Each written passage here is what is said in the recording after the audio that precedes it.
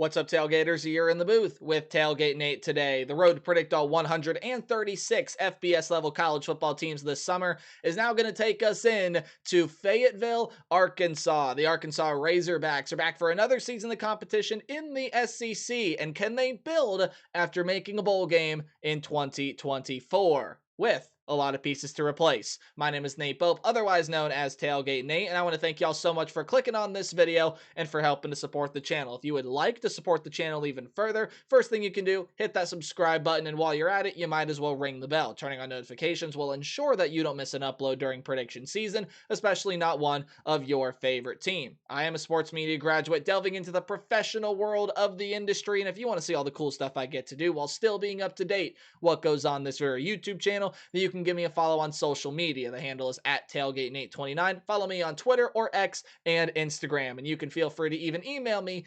tailgatenate29@gmail.com. I want to thank y'all so much for supporting and interacting with me or the channel in whatever way you may be doing so. And now, with all that said and done and out of the way, I give you the Arkansas Razorbacks here in 2025, led by head coach Sam Pittman. Now, it is no secret that the seat is a little hot surrounding Sam Pittman. However, after making a bowl game last season, things are starting to trend in the right direction. However, with a disastrous year this year, in a year where you need to fill in a lot of the gaps, especially offensively, it definitely could be a season where if things do not go the Hogs' way, Arkansas could be coach hunting at the end of the regular season. How do we do preview predictions here on the channel? Well, we are going to go through a roster overview, offense over here to the left, defense over here to the right, and at the end of the video, we are going to go through the Arkansas football schedule. I'll give it a game-by-game preview and prediction, and overall, this video is here to tell you what I think about the Arkansas Razorbacks here in 2025. Before we do get started, right down below me, returning production numbers are according to ESPN, and the new factor in transfer portal additions up to a certain percentage, and then recruiting and transfer portal ranks for the class of 2025 are according to 24/7 Sports. With all of that said and done and out of the way, Bobby Petrino is your offensive coordinator yet again this season, and Tailon Green is going to be your quarterback yet again this year. There is still a lot to build off of for Tailon Green, but let's look at his stat line last season. 3,154 yards on 60.5% completion percentage through 15 touchdowns and 9 interceptions. That is where the area for growth can come from, because Tailon Green was the team's second leading rusher, 602 yards and 8 touchdowns last season, with sack yardage included, averaged around 3.9 yards per carry. So again, posting some really, really good numbers last season after you take a look at what the Arkansas quarterback room looked like in 2023 with KJ Jefferson. Not bad, but it could have been a lot better. So Tailon Green really took the quarterback play to quite a new level last year, but the touchdown production was not where it needed to be. He threw way too many picks and just at times was not the best decision maker with the football. So there is room to grow for Tailon Green. But for a guy that has seen as much football as him, there is so much expectation, so much reason to believe that it's going to get better this season. And it definitely could. What do I think is going to happen? I think he's probably going to stay around the same passing number, probably going to stay around the same rushing number, although I do believe that it could increase a little bit this season, and he's got to get better at the touchdown to interception ratio. That is something that has to happen. It has to happen. And the talent around him, you are going to be needing to replace some pretty vital pieces. Lead rusher LaQuindon Jackson is off to the pros. He had 790 yards and 15 touchdowns. Sorry, not LaQuindon, Jaquindon Jackson. Apologies for just the misread of it. It's written there. I did not read it correctly. Jaquindon Jackson, not LaQuindon Jackson. Jaquindon Jackson, 790 yards and 15 touchdowns for the Razorbacks last season. So you are going to get Braylon Russell. By the way, before I do mention Russell's name, you are going to be losing Rashad Dubinion, who did enter the transfer portal. Braylon Russell, now we get to mention his name, is coming back, and he is going to take over after his true freshman campaign last year that saw him rush for 354 yards, 3 touchdowns on 5.3 yards per carry, had right around 70 carries last season. So the true sophomore going to be that lead back for you this season. And we'll fix the typo there for the name. Apologies to Braylon. It is an E, not an O. He's going to have a transfer sit behind him in Mike Washington, or actually, he's going to have transfers behind him. Mike Washington is coming over from New Mexico State, and then AJ Green is coming over from Oklahoma State. He was originally with this Arkansas program. He was with Oklahoma State last year, and now is coming back to the Razorbacks to hopefully have a bigger part here in this program. Again, Braylon Russell probably going to be that lead tailback for you this year, but you do have a lot of solid options that sit behind him. Again, guys that come out of the transfer portal. But this is a pass catching room, wide receivers and tight end, that is going to be overhauled completely. No receiver, running back, tight end, wide receiver, doesn't matter. No pass catcher that returns has over 100 yards, or I should say had over 100 yards last season. And you do lose some vital pieces, most notably Andrew Armstrong, who had a 1,100 yard season, 1,140 yards and 78 catches to be exact. You're also going to be losing some other really phenomenal pieces. Isaac Tesla is gone to the Detroit Lions. You're losing Isaiah Sategna, I believe is also gone off of this group.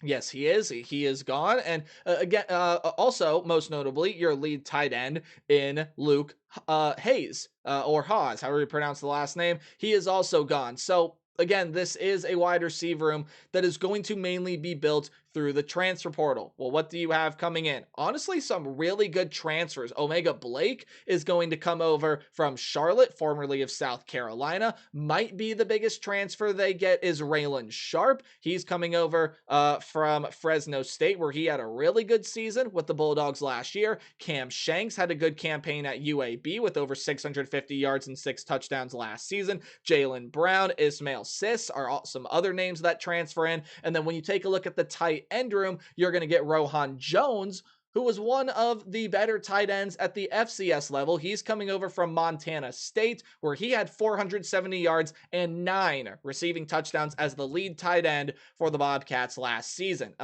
Again, Sharp, Shanks, Blake, and the tight end Jones, I think are those 4 most talented pieces they did bring in. There are some, again, more notable pieces that do transfer in, and even some guys that return to this program, like a true sophomore in Monte Harrison, that could see some pretty solid piece, or could see some pretty solid playing time. Another solid piece returning in the tight end room is Andreas Paskey. As a redshirt senior, he could get some good time. Had a couple catches for this team last season as well.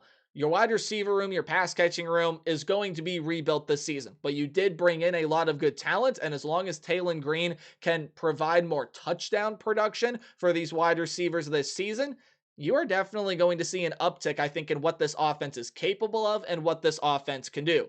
On the offensive line, that's a big point of emphasis for this team as well. There's a mix of returners and transfers, but it doesn't matter what the offensive line makeup is. It needs to improve from last season. I believe 36, 38 sacks allowed by this offensive line last year. 36 of them, Tailon Green got sacked 32 times. And it could have been more if not for Tailon Green's ability to get outside of the pocket and extend plays. So that's something that has got to improve for this Arkansas team. They need to be able to grow and get better on that offensive line. They have got to be able to improve that facet of their game. If not, it could be a struggle of a season, no matter how much a lot of the offensive units are able to improve. However, with Bobby Petrino as the offensive coordinator, I think they're going to be pretty well off this season. When you move on over to the defensive side and you look at Travis Williams, well, what was the big liability in this defense last year? It was their secondary. They allowed everything. Tailon Green was a 3,100 yard passer last year.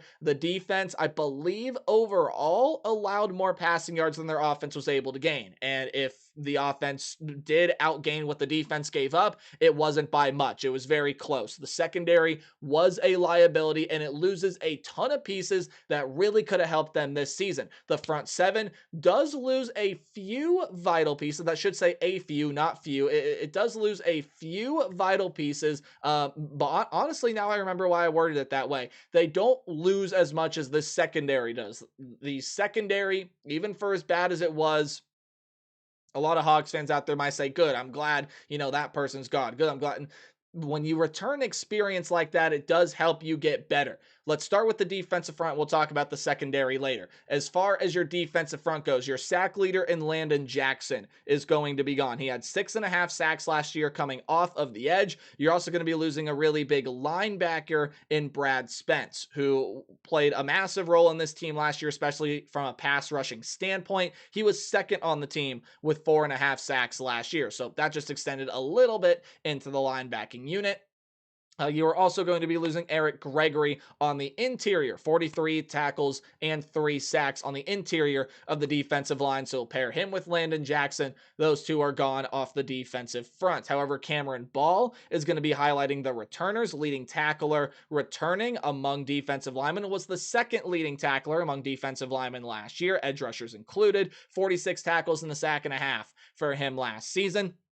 And then you take a look at what else is going to be surrounding him. Well, there are still some more returners here. Charlie Collins, as a true sophomore, is pretty talented. Danny Siley, I definitely butchered that last name, but he's a senior defensive tackle that's going to be coming back. Quincy Rhodes is a defensive end that could see some good playing time. And then you have some good transfers. Philip Lee, David Oki, or Oak, however you pronounce the last name. It's O-K-E is how you spell it. And then Justice Boone as some transfers coming in. I think the defensive front has got a lot to make up for here. I don't know if it's overall as talented as it was last season, but I do think you still have some solid pieces. And the linebacking unit is going to be, I think, pretty darn good this season. Your top 2 linebackers in terms of tackles last season, Xavier Sori with 99 tackles, a pair of sacks, and Steven Dix, both come back to this team. Steven Dix, 70 tackles and a pair of sacks for him last season as well. Also did recover a fumble, while Sori did intercept a pass. Again, you do lose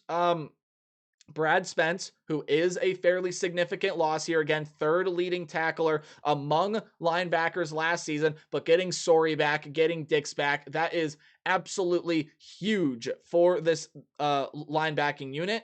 And I think they're going to end up being pretty well off because of it. Now, when you move on into the secondary, again, I told you many massive secondary players are going to be leaving that side of the ball. Probably most notably in Doneko Slaughter. Again, apologies for mispronunciations. He is now with the NFL's Jackson Jaguars after 78 tackles, a sack, 6 passes defended, and an interception last season. You were also losing TJ Metcalf, who led the team with 3 interceptions a season ago, 7 passes defended, was tied for the top mark on this team last year. He was tied with the likes of, first name please, Marquise Robinson. He's now with the NFL's Baltimore Ravens. Also was 7 passes defended last year, and I could mention a bunch more other players that leave the backfield in this defense, that leave the third level of the defensive unit. Larry Worth, however, was listed as a linebacker on the statistics page that I am referencing. He is going to be making that move to safety this season. I believe he did play a little bit of it last year. And you take a look at him overall. Why did my notes page just go away? You got a little glimpse into me getting frustrated with technology. I found it. 53 tackles, half a sack, and 2 passes defended for Worth last season. Again, I think he played a little bit both in the second and third level of the defense last year, but should be making that full-time move to safety after everything that Arkansas returns in that linebacking unit. Other than that, though, there aren't really many notable returning pieces. Transfers are going to be the big bulk of what this secondary is able to provide, especially as far as the depth goes. Kaney Walker and Julian Neal are 2 high-profile transfers that should see starting roles for the Razorbacks this year. On top of that, though, Jordan Young, Quintavious Scandrick, Caleb Wooden, Deshaun Davila, and then a freshman entering from the recruiting class in J.J. Shelton. You could see all of those guys make up depth or play some pretty big roles this season. So defensively, I don't think some units are as talented as they were last year, especially that defensive front and that secondary, but if they're able to get some issues sorted out from last season, especially in the defensive backfield, again, this is an Arkansas defense that can see its improvement this upcoming season.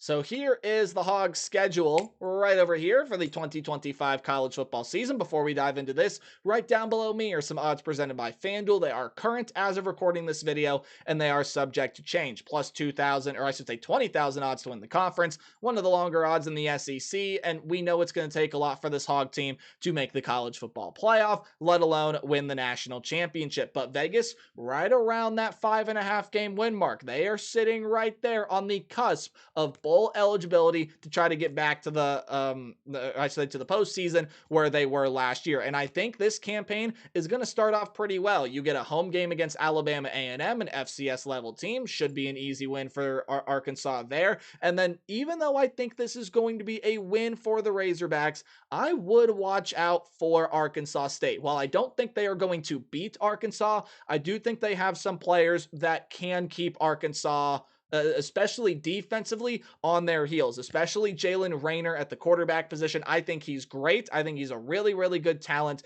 Corey Rucker, Hunter Summers, and a lot of pieces they brought in through the transfer portal there with that program, I think are going to be exceptional to pair with the arm that Jalen Rayner does have. Jaquez Cross in the backfield, I think, is pretty solid. Defense is going to be rebuilt. It can give the Hogs offense some trouble. While I, again, don't see Arkansas losing this game, I do think Arkansas State can make it more competitive than people would think, especially because of Rayner and that wide receiver group. But it's going to be a win for the Razorbacks, no doubt about that. And there also is very little doubt to me that they will pick up their first loss on the road against the Ole Miss Rebels. This is a Rebel team that I think is also going to be pretty solid this season. They are a college football playoff contender. When you take a look at what this team is made of, yes, they are going to be losing their quarterback in Jackson Dart. But when you talk about Austin Simmons, especially if he does for a full season, what we kind of saw a glimpse of last year, I really like Ole Miss's chances, especially in that offensive system. They brought in a ton of transfer portal pieces in the wide receiver room that I think are going to fill in pretty nicely. Deshaun Stribling, Harrison Wallace to pair with Caden Lee. Logan Diggs coming back from injury is going to be a great running back for you. And defensively, while some of the star power might not be there, I still think it has a chance to be a pretty solid defense as it's been for the past couple of years, but especially that offense with as much needs to improve with this Arkansas defense, especially in the secondary. I think Austin Simmons, that wide receiver room in this Ole Miss passing attack will be too much for the Razorbacks to handle, and it's a win for the Ole Miss Rebels. On the road against Memphis. It would be very, very weird if a team played 2 games on September 27th, yet somehow in different weeks. So I fixed that. This one's on Saturday, September 20th. They are on the road against the Memphis Tigers. And if you know anything about this Memphis program, they are one of the more consistent and better teams and programs that you will see in the group of 5 ranks. They had a 10-win season last year and are looking to build off of that and possibly try to break their way into the college football playoff.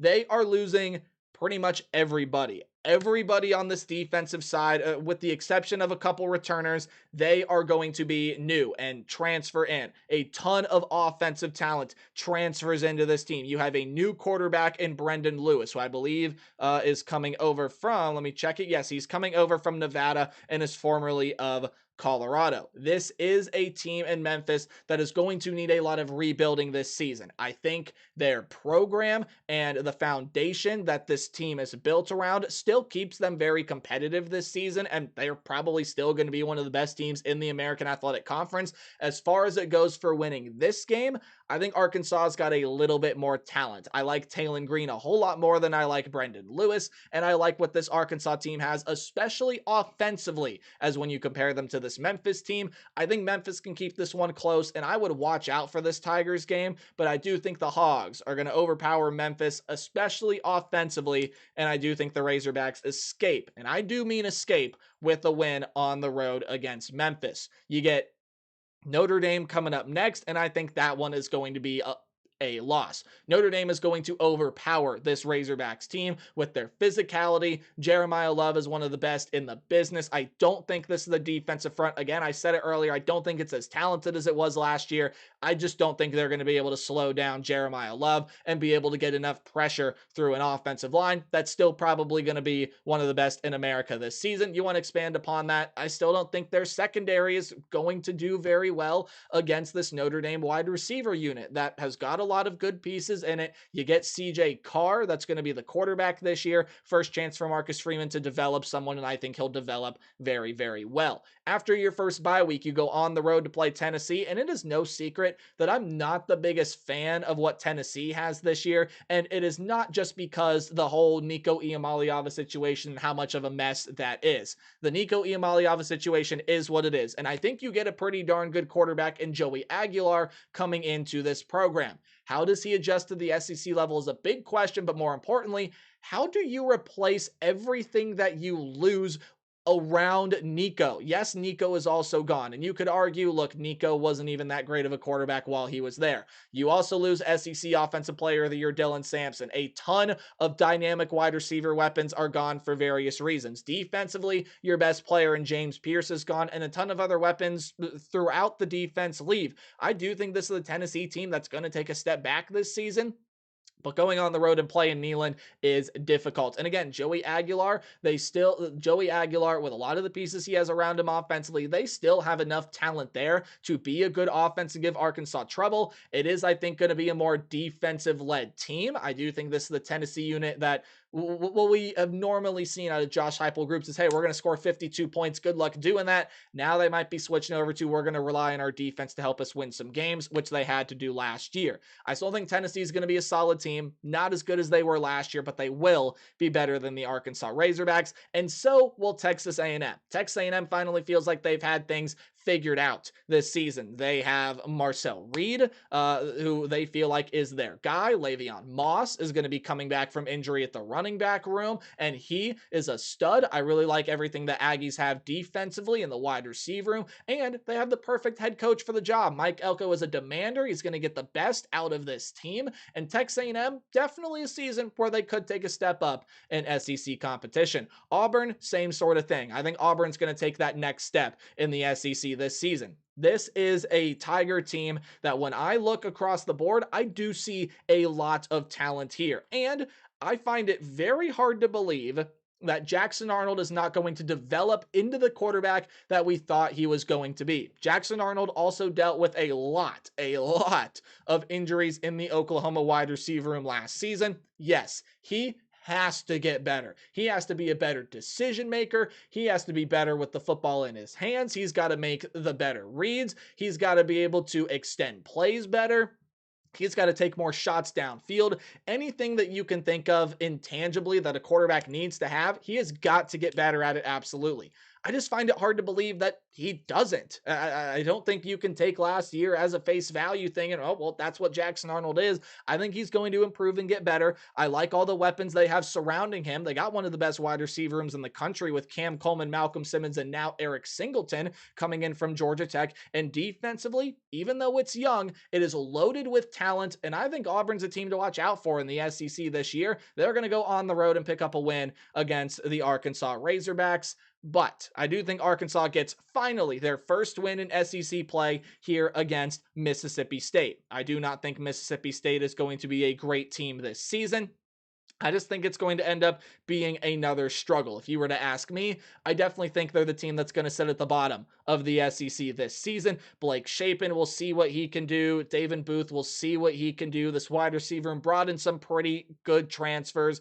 I, again, just am not a big fan of Jeff Lebby as a head coach. You saw that last year, and I don't think Mississippi State is going to be up to compete with the rest of the SEC this season. These next two games after the bye week, I don't think take a lot of rocket science to figure out how they're going to go. On the road against LSU, really talented team. I don't think you get that one. This is an LSU unit that is just going to be really good with Garrett Nussmeier. Really, really good wide receiver and one of the best in the country. Caden Durham is a sophomore running back looking to explode. And defensively, Harold Perkins stays healthy. And year two of Blake Baker. You're going to have, I believe, at its peak, one of the better units in the country. And Texas is loaded on each side of the football. I could go through names. We'd be here forever. But I will say one. They got a little known guy at the quarterback position whose last name may or may not be pretty similar to a couple Super Bowl champions and future Hall of Famers.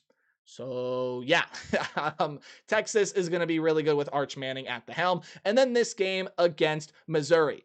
I think Missouri is going to be a pretty solid team this year. And while I definitely expect a step back for this Missouri Tiger team, I think they have a pretty solid guy with Bo Pribula. I think Ahmad Hardy is a steal out of the transfer portal. I still like, even with the loss of Luther Burden and others, what they have in the wide receiver room. And defensively, a lot of good pieces return, especially up front. If this Arkansas offensive line can't get it figured out, I like the Tigers to get that one done on the road, leading the Hogs to a 4-8 season. And I just got to be honest here, a 4-8 season might mean Sam Pittman is out. I think this is an Arkansas team that knows they can reach higher than this, but unfortunately, it's just the way things work out sometimes. There's going to be some disappointments in every conference. I think Arkansas is the SEC disappointment this year, and it could lead them to search for a new head man after it's all said and done. But let me know what you guys think about the Hogs in the comment section below. Remember to play hard but tailgate harder, and I'll see all you guys in the next video. Goodbye.